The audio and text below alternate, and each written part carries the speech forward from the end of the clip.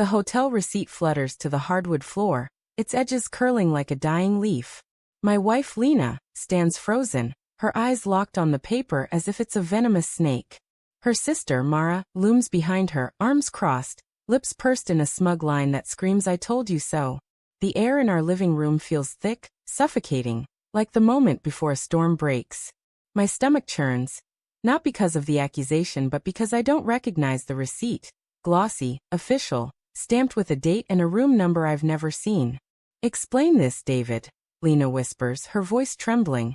"A crack in the foundation of our 10-year marriage."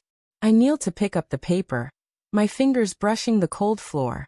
The receipt is from the Grand Meridian, a boutique hotel downtown, dated 3 weeks ago. Room 412, 2 nights, a bottle of champagne, and a late checkout. My name is printed in crisp black ink. My heart hammers, a frantic drumbeat against my ribs. "This isn't mine," I say, but the words sound hollow, like a child caught in a lie. Lena's eyes, usually warm like autumn leaves, are now sharp, glinting with hurt and suspicion. Mara steps closer, her perfume, something sharp and floral, stinging my nose. "Don't lie to her, David. I found it in your coat pocket," she says, her tone dripping with accusation. The room tilts. My coat pocket? I haven't worn my gray overcoat since last winter, and even then, it hung in the hall closet untouched. I look at Lena, desperate for a flicker of trust, but she's staring at the receipt in my hand, her fingers twisting the hem of her sweater. "Lena, I swear, I've never been to that hotel. I don't know how this got in my coat." My voice cracks, betraying the panic clawing at my chest. I want to grab her hands, to pull her close, but the space between us feels like a chasm. Mara snorts softly, a sound that grates like sandpaper. "You expect her to believe that? After everything?" Everything. The word lands like a stone. For months, small cracks have spiderwebbed through our marriage. Late nights at the office I couldn't explain, not because I was hiding anything but because the advertising firm's deadlines were relentless. Missed dinners. A forgotten anniversary. My fault, yes, but not intentional. Lena's quiet sighs, her eyes searching mine for something I didn't realize I was failing to give. And Mara always there, whispering in Lena's ear, her visits growing longer, her comments sharper. I thought it was just her overprotective nature, but now, with that receipt burning in my hand, I wonder if it's something more. "Lena, look at me," I plead, stepping toward her. She flinches, and it's a knife to my gut. "I'm not cheating on you. I would never." My words falter as Mara interrupts. "Then why was your phone off that weekend?" "The same weekend as the receipt." Her eyes narrow, predatory, and I feel like prey cornered in my own home. "That weekend. I was at a client retreat in the mountains, no signal, no Wi-Fi, just endless presentations and forced team building. I told Lena about it, hadn't I? Or had I, in my exhaustion, forgotten to mention the details?"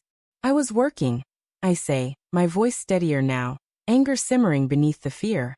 "You know how my job is, Lena. You've always known." But her gaze drops, and I see the doubt etched into the lines of her face. She's remembering the late nights, the unanswered texts, the times I came home smelling of stress and coffee, too tired to talk. I thought we were weathering it together, but now I see how those moments have been twisted, reshaped into something sinister. Mara picks up her purse, her movements deliberate, like a chess player placing a winning piece. "I'll give you two some space," she says, but her eyes linger on Lena, soft and pitying. "Call me if you need me, sis." The door clicks shut behind her, and the silence is deafening. Lena sinks onto the couch, her hands covering her face. I want to sit beside her, to hold her, but the receipt in my hand feels like evidence I can't explain. I set it on the coffee table, its presence a silent accusation. "Lena," I start, my voice low. "I don't know how that receipt got there, but I swear on my life, I haven't betrayed you." She looks up, her eyes red-rimmed, and for a moment, I see the woman who laughed with me at 2 a.m. over burnt pancakes, who kissed me in the rain on our first date.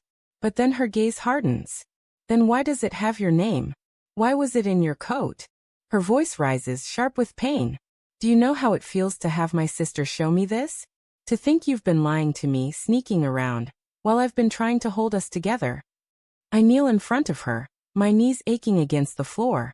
I don't know why, but I'm telling you, it's not true. Maybe it's a mistake, a mix-up at the hotel. Or, I hesitate, the thought forming like a dark cloud.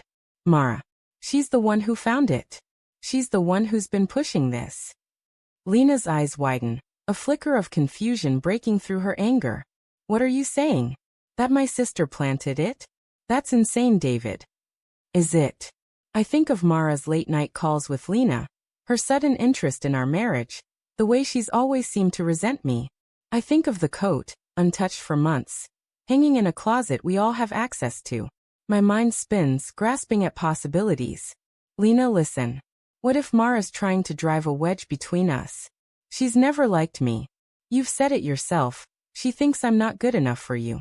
Lena shakes her head, but there's a pause, a crack in her certainty. She wouldn't do that. She's my sister. The room grows quiet, the only sound the faint hum of the refrigerator. I sit back on my heels, my hands trembling. The receipt lies on the table, a ticking bomb.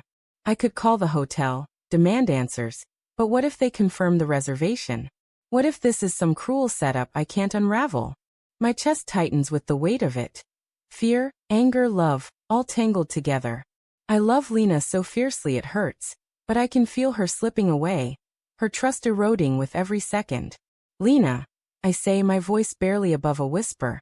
I'll do whatever it takes to prove I'm telling the truth. But please don't let this tear us apart.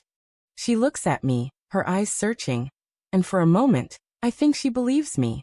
But then her gaze falls to the receipt, and she stands, her movements slow, deliberate. I need time, she says, her voice hollow. I need to think. She walks to the bedroom, the door closing softly behind her. I'm left kneeling on the floor, the receipt staring up at me like a taunt. My mind races, Mara's smirk, the coat, the impossible date.